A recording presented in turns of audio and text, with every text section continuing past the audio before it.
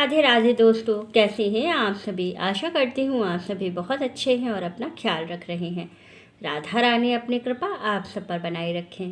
दोस्तों, आज हम बात करेंगे मकर संक्रांति पे दीपदान की। वैसे तो देखिए, मकर संक्रांति पर स्नान और दान दोनों का विशेष महत्व है। इस दिन पवित्र नदी या सरोवर में स्नान करने पर, वहाँ दान करने पर विशेष फल की प्राप्ति हमें होती है। लेकिन कहते हैं कि दीपदान महादान है, जिसको कि कहा जाता है कि अगर हम एक दीपक कहीं पर भी दान करते हैं तो ये समझ लीजिए कि हम महादान कर रहे हैं, महापुण्य के भागी हो रहे हैं। तो चलिए जान लेते हैं कि मकर संक्रांति के दिन जो 14 दिए का दान करना है उसका क्या महत्व है, वो हमें कैसे करना चाहिए और दीपक कैसा होना चाहिए हमारा। तो चलिए सभी कुछ जान लेते हैं। लेकिन उससे पहले अगर अभी तक आपने चैनल को सब्सक्राइब नहीं किया है तो चैनल को सब्सक्राइब कर लीजिएगा और बेल आइकन को दबाना बिल्कुल ना भूलिएगा। तो चलिए फ्रेंड्स, वीडियो को शुरू कर लेते हैं। मकर संक्रांति जो कि 14 जनवरी 2025 को 2025 का पहला त्यौहार पड़ने वाला है। इस दिन आपको विशेष तौर पर ब्रह्म मुहूर्त में स्नान करने के बाद दान का विशेष महत्व है। लेकिन जो दीप दान आप करेंगे वो शाम के समय यानी कि प्रदोष काल के समय में करेंगे।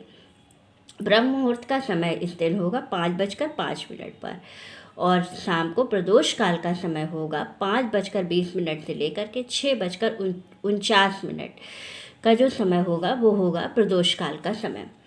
इस बीच में आपको करना है दीपदान। तो दीपदान के लिए दीपक कैसा होना चाहिए। दीपक आप किसी धातु का भी ले सकते हैं, पीतल, तांबा, स्टील, किसी भी धातु का ले सकते हैं। लेकिन जो भी लीजिएगा वो 14 होना चाहिए। और अगर संभव ना हो तो आटे का दीपक घर में भी बना सकते हैं, उसमें भी दीपक जला सकते हैं। और अगर आटे का दीपक भी बनाना आपके लिए संभव नहीं है तो आप कोई परेशान होने वाली बात नहीं है, 14 दिए मिट्टी के ले लीजिएगा। उसमें क्या करना है, आपको रुई की बत्ती लगानी है, ना कि रक्षा की। मौली का बत्ती इसमें नहीं लगाया जाता है, इसमें आपको रुई की बत्ती लगानी है। तेल आप कौन सा यूज़ करेंगे। अगर आप तिल के तेल का दीपक जलाते हैं तो बहुत अच्छा है। अगर आप सरसों के तेल का दीपक जलाते हैं तो सभी दियों में थोड़ा थोड़ा तिल आप ज़रूर डाल दीजिएगा, तभी वो आपका दीपदान माना जाएगा, क्योंकि तिल का इस दिन विशेष महत्व होता है। इसके बाद क्या करना है, एक थाली लेनी है, उसमें आपने जैसा भी दिया लिया है उस सारे दिए को रख लेना है, 14 के 14 दियों को। उसके बाद उसमें लगानी है फूल वाली बत्ती, जो कि आपकी होगी रुई की बत्ती लगा करके फिर उसमें आपको तिल का तेल डालना है और उसमें थोड़ा थोड़ा सा तिल डाल देना है।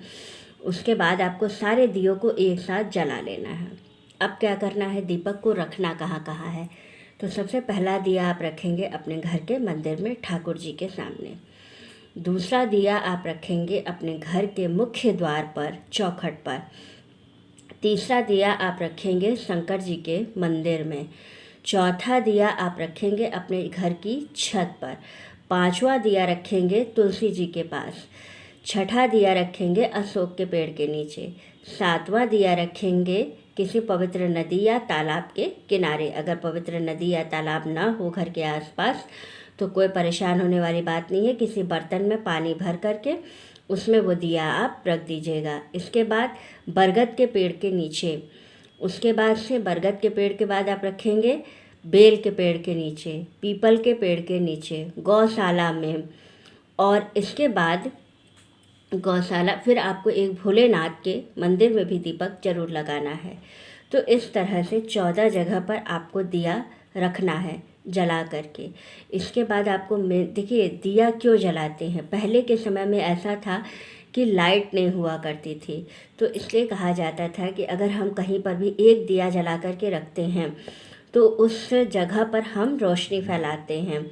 तो इसलिए दीपदान का विशेष महत्व है। कहा जाता है कि अगर हम गौशाला में दिया जलाते हैं तो गौशाला में गाय को रोशनी मिलती है, इससे गाय को अपना दिशा निर्धारित करने में आसानी होती है। इसलिए कहा जाता है कि कुछ विशेष जगह पर, विशेष तौर पर, विशेष समय में दीपदान जरूर करना चाहिए। आपको आंवले के पेड़ के नीचे भी दीपक लगाना है। इस तरह से मैंने आपको बता दिया 14 जगह पर आपको दीपदान करना है। दीपदान करने के बाद बाकी तो आप मकर संक्रांति का जो दान करेंगे वो तो करेंगे, लेकिन दीपदान का भी विशेष महत्व है, इसलिए इस चीज़ को विशेष तौर पर आप ध्यान रखें कि आपको दीपदान भी ज़रूर करना है। तो मेरी वीडियो अच्छी लगे, जानकारी अच्छी लगे तो लाइक शेयर सब्सक्राइब ज़रूर कीजिएगा। राधे राधे दोस्तों।